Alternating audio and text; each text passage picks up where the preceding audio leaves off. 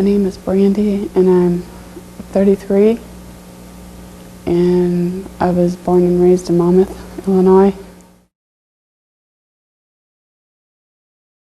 It's always a stereotypical picture of homelessness. It's the guy curled up on a street corner in an overcoat with a brown bag. When the reality behind it is it has nothing to do with that. It's individuals that we don't even think of. It could be a next door neighbor that's living right next door to us that's getting ready to lose everything because of a job situation. I think when you get to urban areas, you can actually see people walking down the streets that have, you know, bags upon bags or carts that they're pushing around. You can see them sleeping on park benches. When you get out to the rural communities, you might find a few people in tents. It's not the old guy under the underpass. It's not the lady pushing a grocery cart with all her worldly possessions in it. The fastest growing population in homeless shelters, single moms and their families. I've ran into a little bit of a situation a while back ago, and my kids are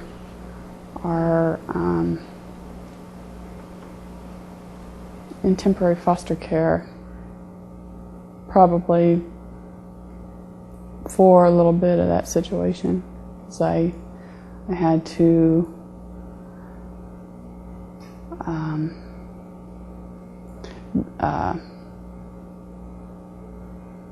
pay for some consequences that I did, so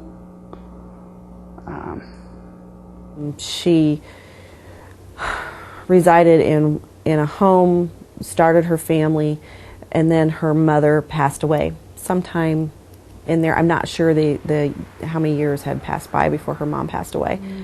My dad and my brothers, but they're in a whole different situation.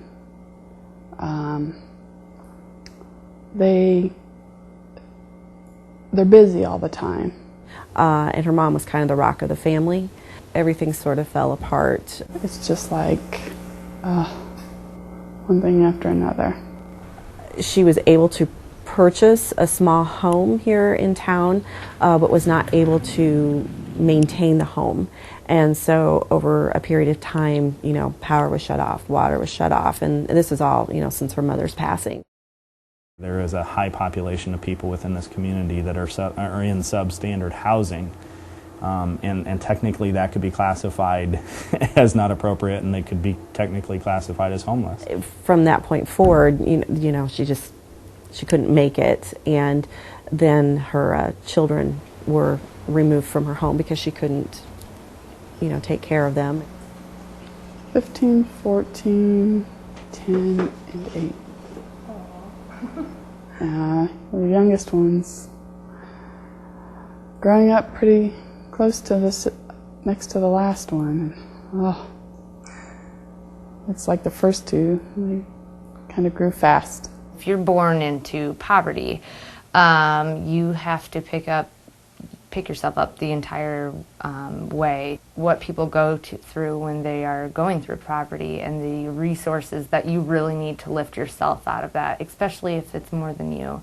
Everybody's story is different, of course, but we do often see single moms who are struggling just to be able to, you know, put clothes on their children's backs or feed them. And so we have a lot of single moms move into our program because one thing we can give them is at least a roof over their head and a bed to sleep in.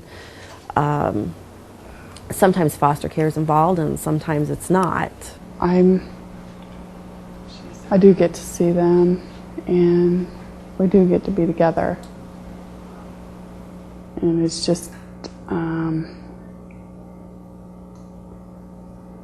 there's 4 of them.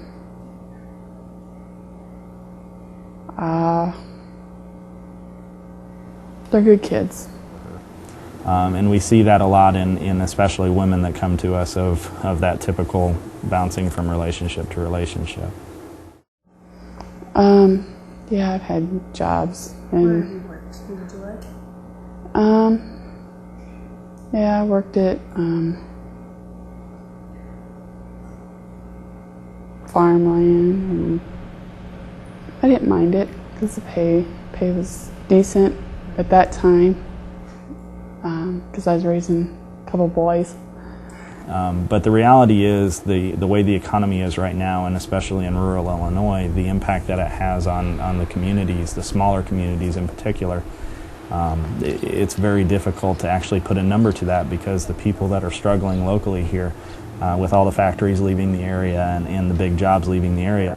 You can't pay your babysitter until you've had your first paycheck, but you can't collect your first paycheck until you have somebody to watch your children. So that tends to be one more, problem that attaches itself to women trying to get work and be able to maintain a job. You get in there to those minimum wage jobs, and then there's if you have kids, your family grows to a 5-person family, and the income's just not there. Whether it's loss of a job, it's a divorce, it's medical emergency, it's lack of insurance. There are all sorts of reasons that might cause a homelessness. People are not as apt to leave this area of the world, but they really don't know where to turn. And so what we are trying to do is just give them as many opportunities as we can to get back on their feet. Starting points right now,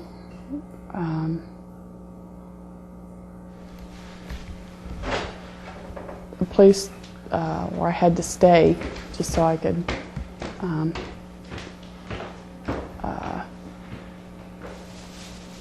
through the winter months, and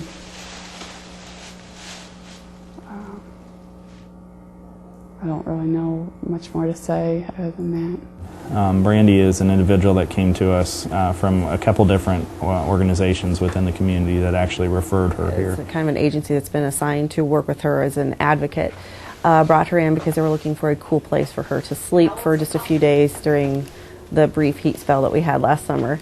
And so she stayed with us just for a few days, and then went on, and then we didn't see her again until this winter.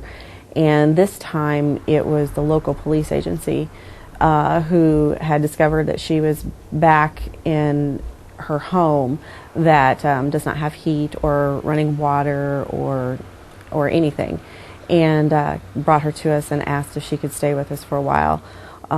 At that time, we didn't have any beds available because all of our female beds were full, and so we were desperately trying to find a place for her to sleep, and we kind of put her on some couches for a few nights. We put her up in a hotel for one night, and we were pretty determined that we wanted to help her as opposed to just turning her away because it was so cold. And we eventually had a bed open up, and then she moved officially into our program.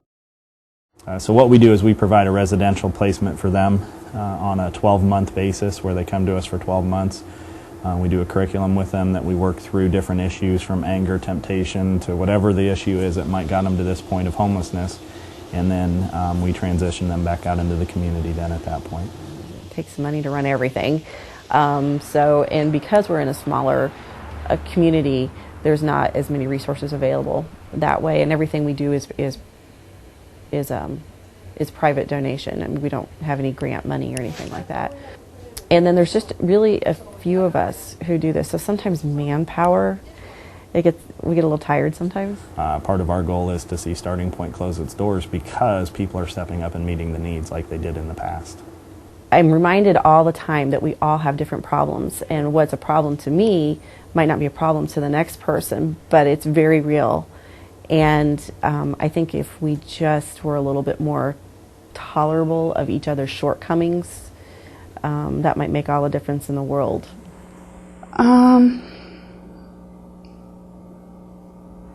Try to get back on track with my kids and make life keep going, and just